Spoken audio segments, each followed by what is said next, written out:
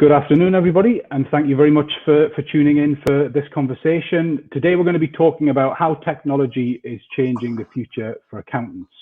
We'd love you to get involved in the conversation, and you can do that by tweeting us at Iris Accountants. And I'm joined today by Paul Aplin. Paul is a former ICAEW president, a board member of the Office of Tax Simplification, and an OBE, no less. So, Paul, would you mind introducing yourself and giving us a little bit of your background, please?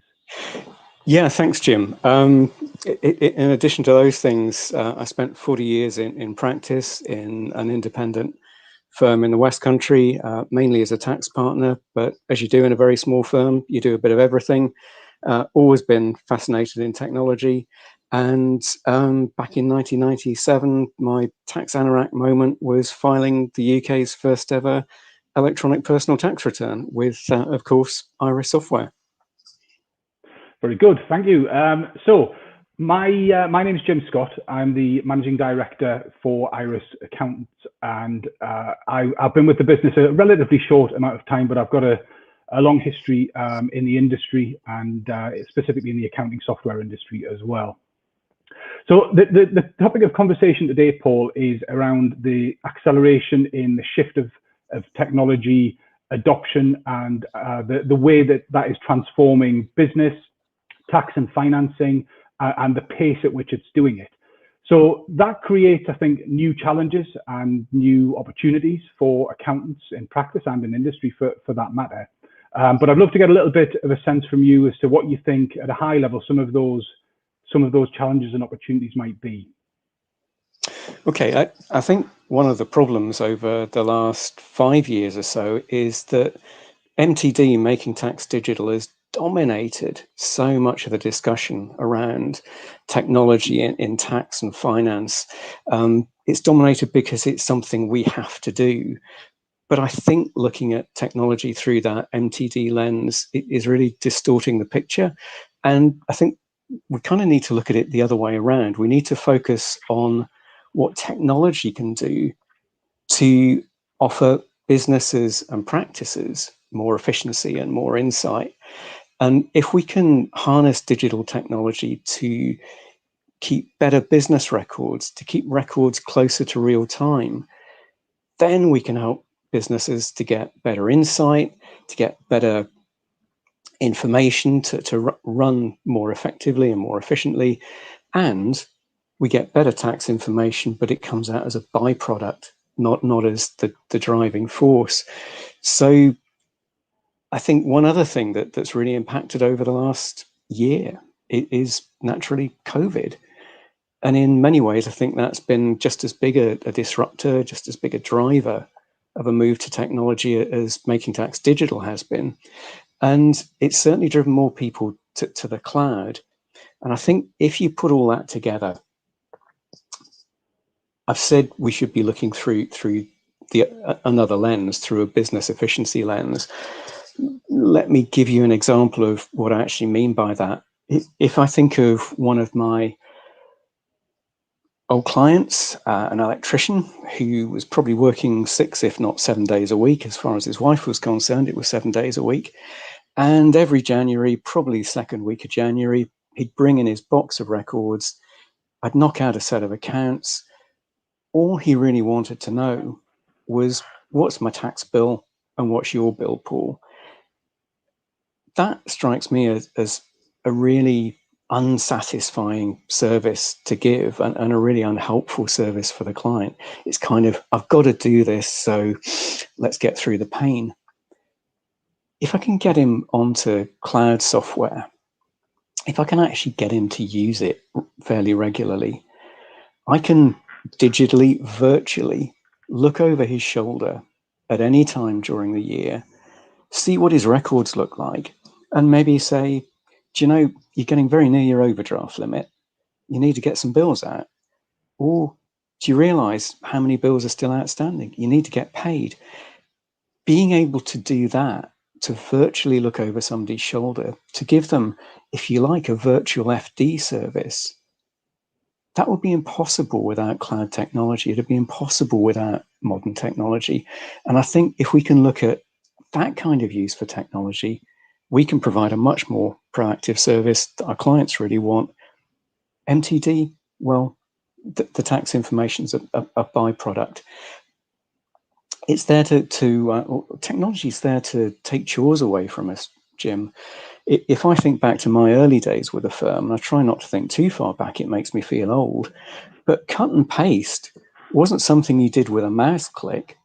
It was something you did with scissors, bits of paper, and glue. Now, we all laugh at that now. There's a whole generation that doesn't realize that's where the term came from. But there are technologies now like optical character recognition, robotic process automation. They're being used in your mobile phone when you photograph an invoice and upload it to software. Let's embrace technology to take the chores away, and let's try not just to think in terms of MTD. But I mean, what's your take on it? I agree completely, and I think there's a good argument to say that I don't think the accountant community has been well served in terms of the amount of information or the type of information that's been put across. And I think we've got to work harder as technology companies and people involved in technologies to help to articulate the fact that if technology is used as an enabler, as you say, rather than an obstacle, it can be used to help the accountant free up their own time and capacity to begin to add value to the conversation in a way that they otherwise couldn't do.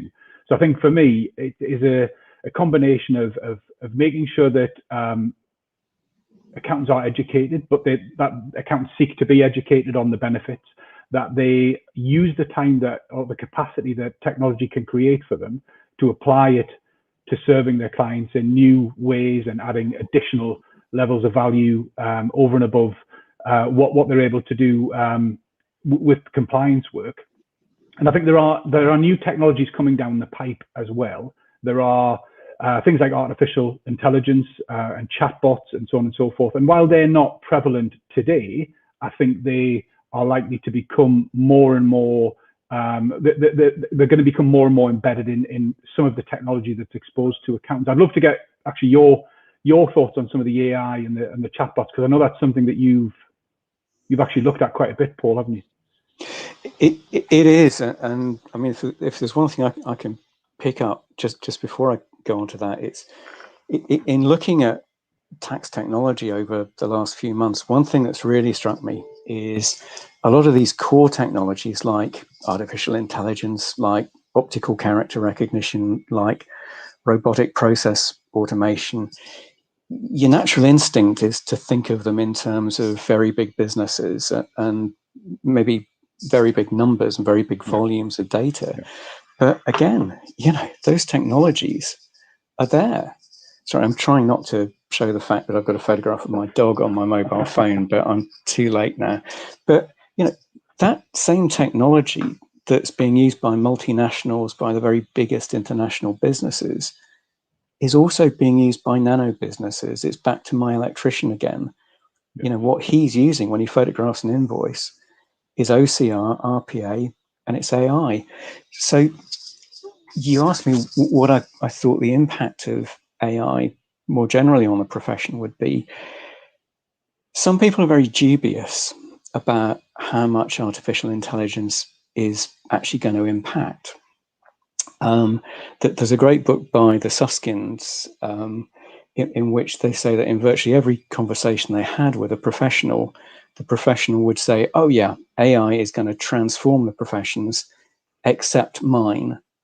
Everybody could see the scope in everybody else's profession, but not their own.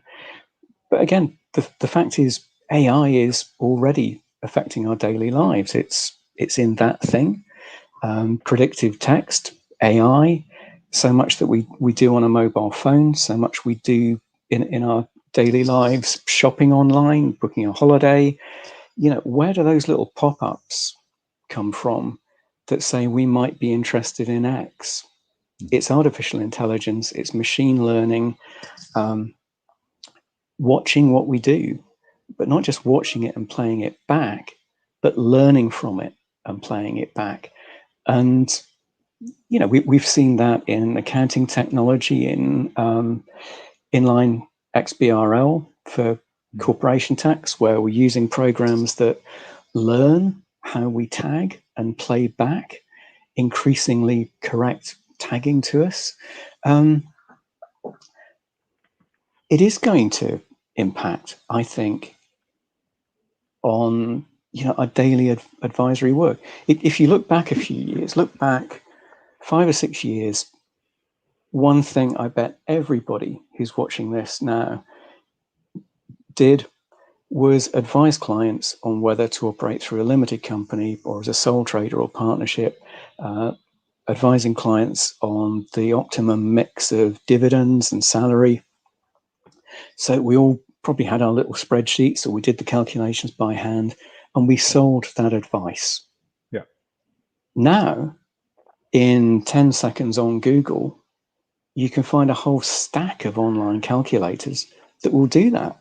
So the client we previously sold that service to can now get it for free. Okay, you can put a question mark over accuracy, but I have to say some of the ones I've found are pretty accurate. Yeah. The fact is, it changes, and I think we have to change with it. And probably one of the most graphic examples of this was, for me anyway, H&R Block, tax advisors in the US. They did a joint venture with IBM, and if you walked into one of their inquiry centers, you sat down with your advisor, who would swing a screen around and talk you through your tax affairs. What you were seeing on screen was IBM Watson artificial intelligence guiding you through your tax affairs. So, this isn't science fiction. This isn't something that could happen in 10 years. This is something that's already happening. And I think the challenge for us is to look at the best examples, see which ones we want to embrace. And I think if we do that, we actually thrive. Yeah. So I think that's fascinating. And for me, there are probably aspects of what accountants do that are probably more likely, certainly in the early stages of AI, to be beneficiaries or impacted by the technology. So things where there's a closed loop, like compliance work, where there is an inevitable outcome, that's where AI really comes into its own. Are there any specific parts of compliance work that you think may be more affected than others? Again, I think it comes down to scale. I think in terms of, if you look at micro businesses, nano businesses, small businesses, I think it's in that connection between optical character recognition, RPA, categorizing transaction. It's that learning bit of the process of, I've seen the name on that invoice before, I analyze that to here. Yeah. If you look at the other end of the scale, artificial intelligence is being used by multinationals and their advisors to look at transfer pricing benchmarking. It's being used to trawl government pronouncements and tax authority pronouncements around the world in real time, identify which are the important ones for which clients, categorizing all that and getting the information out to the right clients in very quick time, almost real time. That kind of process, to do it by hand would almost be impossible in today's world. But AI can actually find the right things, work out what to do with them, and get the results out to the right people. I think it is transformational technology. Yeah, no, I agree. And to pick up on one of the things that you mentioned earlier as well, around the ability for customers to self-serve, with a quick Google search, I think, more and more, one of the trends that I've seen, not just in the accountancy industry, but more generally, is that the advice is becoming a commodity, and the advice is becoming a commodity, and it's the implementation of the advice where the value resides. So it's about, for me, I think one of the evolutions in the industry, and I'd love to get your perspective on it, but has to be into engaging the customer in value-added conversations, in value-added services, advisory services. And I know you said at the beginning of the conversation that's been talked about for a while, but I think this technology presents us with a kind of pivotal moment in time where we can embrace it, use it. It's being adopted at a fairly relentless pace now, and the last year's accelerated that.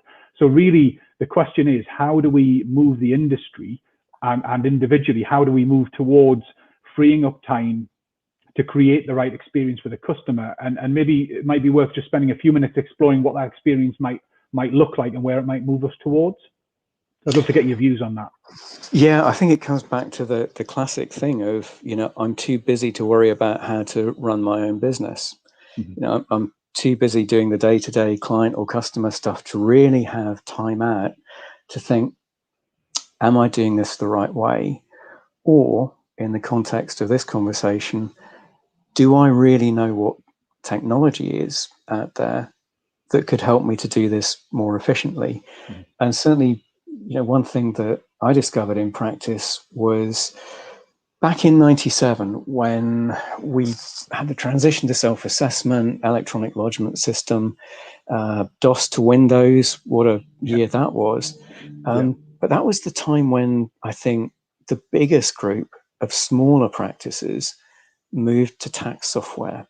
Mm-hmm. And I think many of us worried that could lead to redundancies. It could put people out of jobs. But what actually happened, well, certainly in my old firm, it took away a lot of the chores and the drudgery, all that cutting and pasting, all that stuff that frankly was boring. And we ended up putting more people through tax qualifications than we'd ever done before. So the technology took away the chore and helped us to upskill. And I think, we all need to create a bit of space in our professional and business lives to have a look around. And I think anyone who's skeptical about technology, I would suggest go to Accountex one year, because walking into Accountex, you're walking into an aircraft hangar size room full of software vendors. Yeah. And just the sheer variety of what is available is jaw-dropping. And it's hard to keep tabs on it unless you actually make time to keep tabs. Mm-hmm. So looking for those value-added things. And I think there's also space for HMRC to look at this. I said I wasn't going to talk about MTD, but let me just give you an example where I think MTD could play into this space. Yeah. We're going to have a whole new penalty system for late filing. Mm-hmm. On the surface, I think it's much fairer. It's a point-based system where you don't get a penalty the first time you get it wrong. You get a point. You get another point, then you get a penalty. Mm-hmm. You got a chance to have a good compliance period before the points drop away, but it at least gives people a chance to get it right before they're landed with a financial penalty. However, that's 16 pages of legislation. Who on earth can understand that? I think that's where technology comes in. If you could just play the messages back through software, back through an app, so that, again, I get a message on here that says, Paul, you've just missed a filing deadline. You've got a point. Here's what you need to do to avoid a penalty. Mm-hmm. I would see that as a taxpayer. I'd see it as an agent, as something that was really helping my clients or me avoid getting into trouble. So I'd like to see software, whether it's MTD related or whether it's general software, just having more prompts and nudges in there to stop me making a mistake, or to say, Paul, have you thought about doing this? Do you realize that there's a tax break here? Or back to my electrician, you haven't sent any bills out for ages. Well, do you realize some of your bills are now 90 days? I just think that there's so much scope for using tech to be proactive. And do you think that's the benefit, or that tech would be dependent upon real-time data flow? And how important do you think that would be to that type of tech to make it as effective as it can be? And I know HMRC and their equivalent in different countries have different ways of approaching this, but there are countries where that real-time passing of data from a kind of invoice level, or as invoices are generated, that passes right the way back to the HMRC equivalent. Do you think we'll ever end up in a place like that in the next few years, Paul? I think we could. The OECD produced a paper last December, Tax Administration 3.0. There's a snappy title. If you want a Christmas present, then I'd say that's the ideal thing. But that paper is absolutely fascinating. It goes through some of the trends that tax authorities around the world are seeing, and at some of the things they're doing. You mentioned real-time data, and some tax authorities that get instant notification of a transaction. Probably looking at Brazil or Russia. Brazil, yeah. You know, they've both looked at this. So yeah, you raise a sales invoice. At that moment, a copy goes off to the tax authority. There are other tax authorities looking at split payment. So you receive some sales proceeds. Part of it goes to your bank. Part of it goes off to the tax authority's bank. You know, there are some amazing things happening out there, but the words real time crop up more and more. And if you wound the clock back to the launch of MTD, November, December 2015, in some of the earliest documents HMRC produced, they gave one of the primary reasons for MTD as bringing business record keeping closer to real time. And I think that's the fundamental aim. Why would you do that? I think for a tax authority, their belief is going to be that the closer to real time you record a transaction, the more accurate it's likely to be. Going out some years into the future, potentially you could tax a transaction real time. You know, if the more we focus on real time, the more you have to wonder about normal period end reporting. And again, if you view it through the other end of the telescope for the business, you know, my electrician, he doesn't care whether his year ends 31st of March or 31st December. He cares about how much profit he's making, what his cash flow is, how quickly people are paying him. Those insights really flow from real-time data. The period end is irrelevant. And one of the questions that's come in is somewhat related to this, and it's about the speeding up of HMRC's own processes when dealing with things like tax refunds for lost claims, that sort of thing. Do you think ultimately will this help that? And I guess the secondary part of the question is there anything more that could be done in the meantime using technology to help from that perspective? I think, you know, we've all got challenges with technology, whether it's private sector, whether it's public sector, and those problems come and go. You know, if I think back a few years, HMRC had big capacity problems, which, you know, did slow things down. Largely, they got over those capacity problems. That, you know, they're constantly rebuilding the infrastructure, but in some ways, they're the victims of their own success. HMRC, or the Inland Revenue in those days, was one of the earliest adopters of digital technology in tax authorities around the world.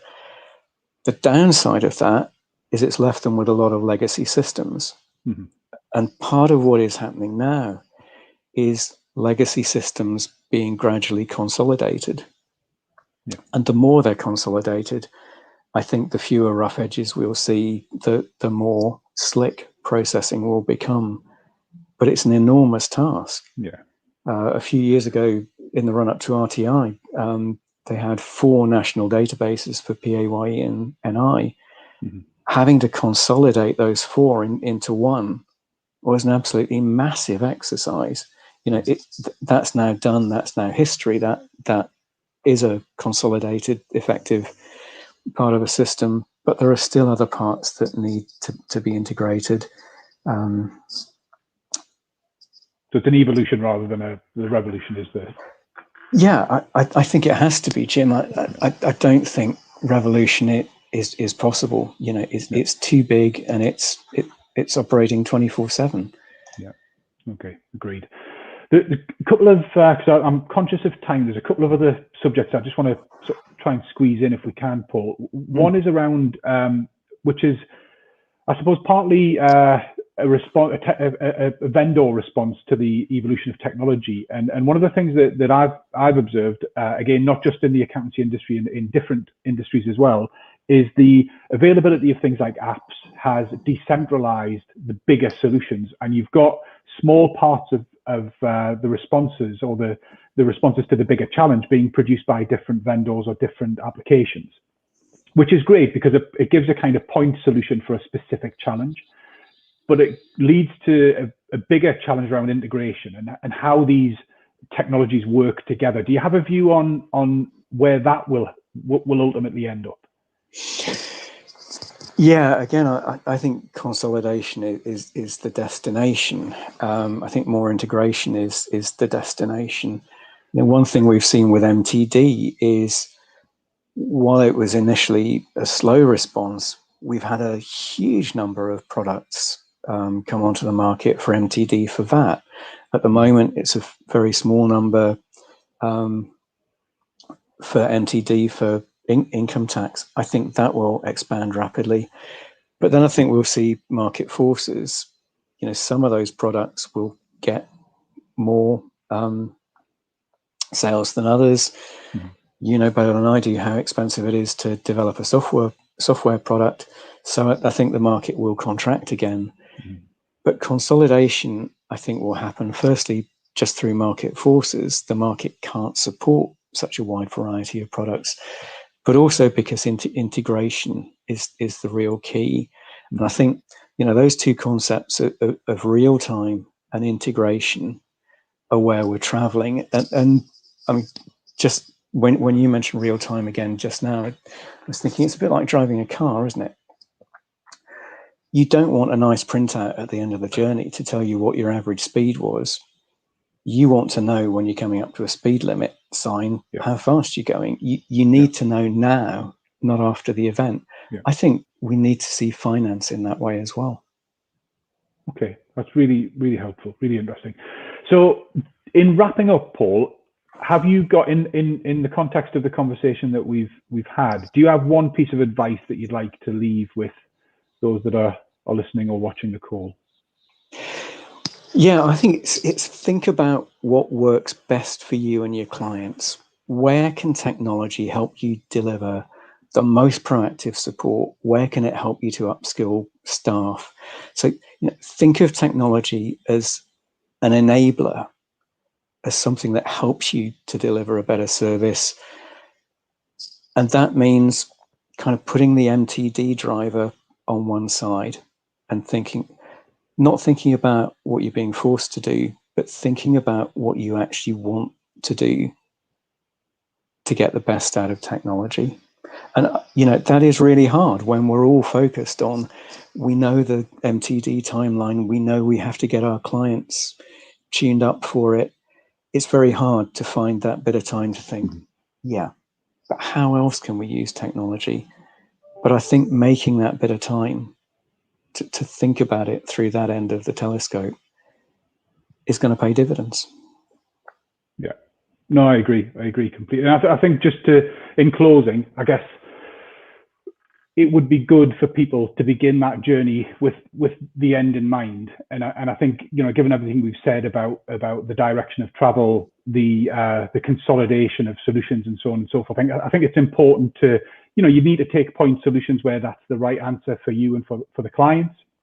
But overall, I think you've got to kind of be designing towards something rather than solving individual solutions, you know, at different points with different answers and different responses. So I think there's a lot of food for thought there. I'm very, very grateful. I know you're a busy gentleman, so I'm very grateful of your time. And thank you very much, everybody, for joining. And we'll be back again pretty soon with another conversation. And have a great afternoon. Thank you. Bye. Thanks, Stu.